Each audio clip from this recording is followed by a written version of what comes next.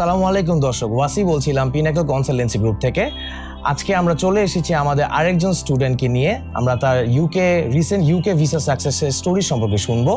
তার যাবতীয় academic details, information, তার আইএলটিএস স্কোর, সে কীভাবে প্রসিজারটা করলো, সব কিছু তার মুখ থেকে আমরা শুনবো। তো চলুন দর্শক, আমরা সময় নষ্ট না করে ভাইয়ের কাছে চলে যাই।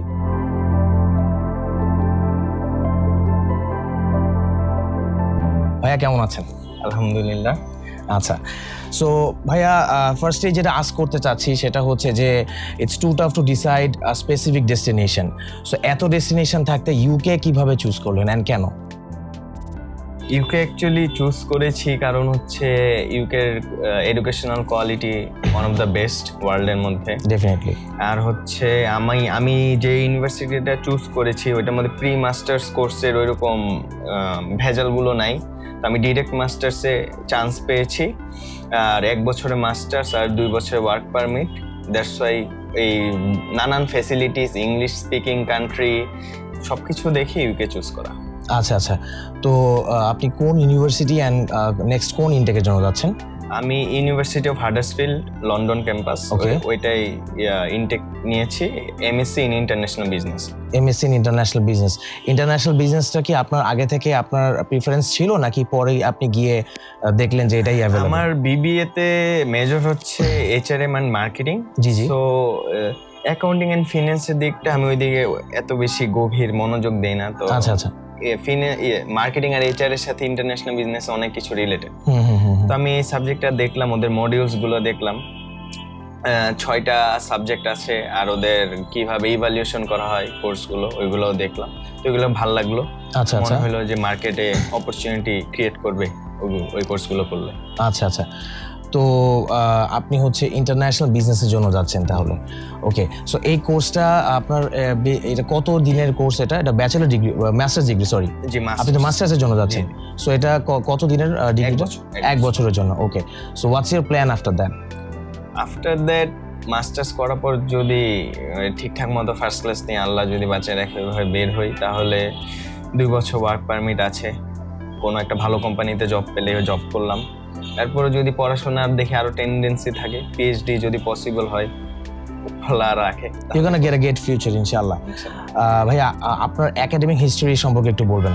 আমি শুরু থেকে এখন পর্যন্ত। এসএসসি তে পেয়েছি জিপিএ 5, আর হচ্ছে এইচএসসি তে 4.70। ওকে, আর ইউনিভার্সিটি ব্যাচেলরে পেয়েছি হচ্ছে 3.22, HRM and marketing dual major. কোন ইউনিভার্সিটিতে ছিলেন বাংলাদেশে? ইউনাইটেড ইন্টারন্যাশনাল ইউনিভার্সিটি, ইউআইওতে ছিলেন। আচ্ছা আচ্ছা আচ্ছা, তো ঠিক আছে। বেসিক্যালি ইউকেতে যারা অ্যাপ্লাই করে for student visa, whether it's bachelor or masters, একটা ইন্টারভিউ সেশন হয়। কারো হয় হচ্ছে স্কাইপিতে, কারো হয় ফোনে। So depends on the specific person. So আপনার ইন্টারভিউটা সম্পর্কে একটু বলবেন প্লিজ। আমার ইন্টারভিউ হয়েছে অ্যাকচুয়ালি কাস ইন্টারভিউ। সো কাস ইন্টারভিউতে অনেক কিছু জিজ্ঞেস করে ইন ডিটেলস, আর ওইখানে আস্তে ধীরে, আমি অ্যাকচুয়ালি যারা দেখবে ওদেরকে বলতেছি আস্তে ধীরে আনসার দিবেন। ওরা টাইপ করতে সময় নেয়, সো এত লেন্দি হয় ব্যাপারটা, কিন্তু দেখা গেল যে 10 থেকে 15টা কোশ্চেনই থাকে। সো খুব ইজি কোশ্চেন, নাম, কেন ইউনিভার্সিটি, কেন ইউকে, খুবই কমন কোশ্চেনগুলো করে। তো শুধু কাস ইন্টারভিউটা ঠিকঠাক মতো দিলেই আমি মনে করি যে এমবাসি ইন্টারভিউ হয় না, আর আইএলটিএসে যদি একটা ভালো স্কোর থাকে। আচ্ছা আচ্ছা আচ্ছা, ওইভাবে কাস ইন্টারভিউটা দিলাম আল্লাহর রহমতে।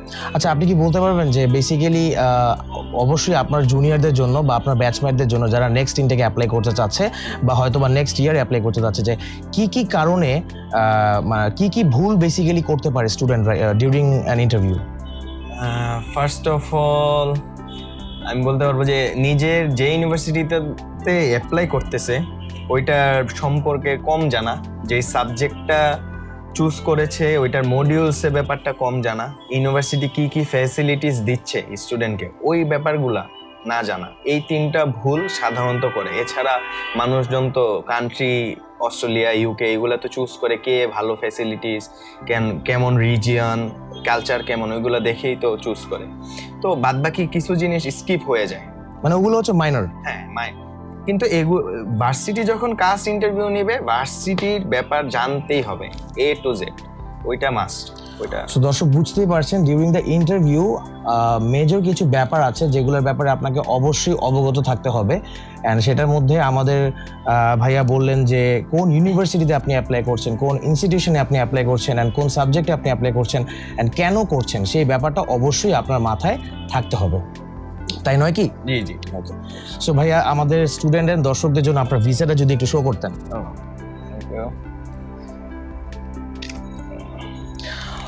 সো ভিউয়ার্স, এই যে আমাদের ভাইয়া UK visa, recent UK visa, and আপনি কবে নাগাদ ফ্লাই করছেন? আল্লাহ যদি বাঁচায় রাখে 24 জানুয়ারি এথিহাদের ফ্লাইট। সো 24 জানুয়ারি আমাদের ভাইয়াটি হচ্ছে বাংলাদেশ থেকে ইউকের উদ্দেশ্যে যাত্রা করছে। সো কংগ্রাচুলেশন ভাইয়া for your UK journey and best of luck. Thank you.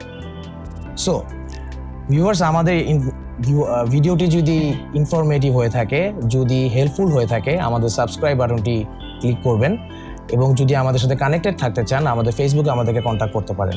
Till then আমরা আবার আসবো অন্য কোনো অতিথিকে নিয়ে অন্য কোনো ভিডিওতে। আসসালামু আলাইকুম।